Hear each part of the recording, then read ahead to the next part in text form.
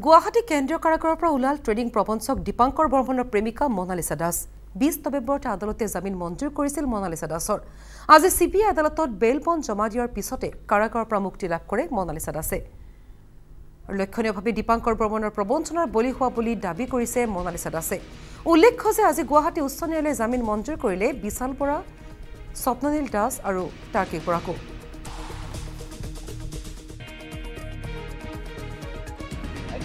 কি কম আমিতো দুখীয়া মানুহ আমিতো ফচাৰ নিচিনা হৈছে ফচাই হৈছে কামে কৰিছিল না এমপ্লয়ী হিচাপত এতিয়া আমি দুখীয়া আমি সবেতো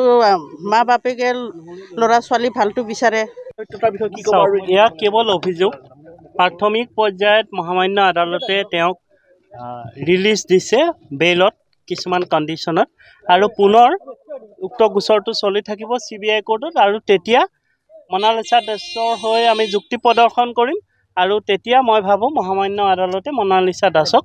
একুইটেল ঘোষণা কৰিব এতিয়া কেৱল ক্ষণিক সময়ৰ কাৰণে তেখেতক কিছুমান কণ্ডিশ্যনত কিছুমান চৰ্তত মহামান্য আদালতে তেখেতক বেইলত মাকে ইতিমধ্যে মনালিছা দাস যে ভিক্টিম হৈছে আৰু দীপাংকৰ বৰ্মনৰ ওপৰত তেওঁ ইতিমধ্যে গোচৰ ৰুজু কৰিছে লতাশিলা থানাত